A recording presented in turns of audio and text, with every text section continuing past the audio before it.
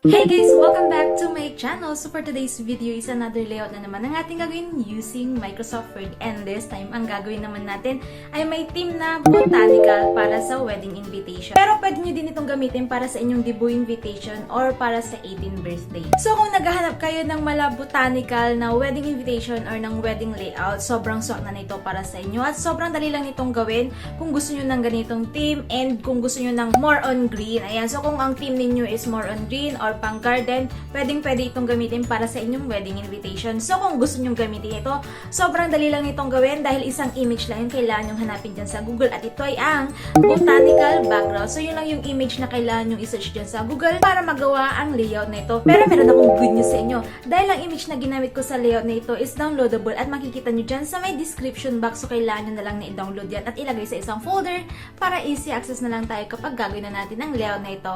Pero meron pa akong isang good news.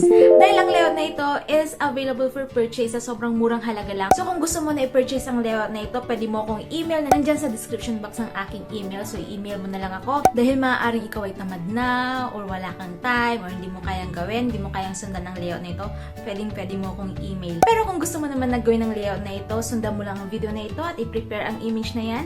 At kung ready ka na, start na natin ito using Microsoft Word.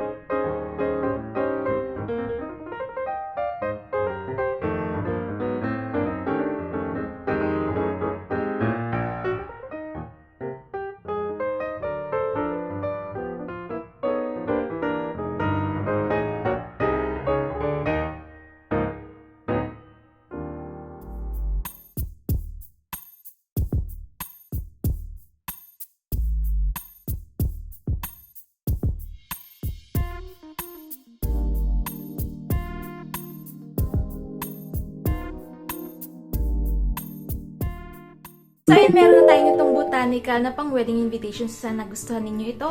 And kung may mga request and suggestion pa kayo, pwede kayo mag-comment dyan sa baba at gagawa natin ng video. Again, thank you so much for watching and see you sa akin next video. Don't forget to like and subscribe. Bye!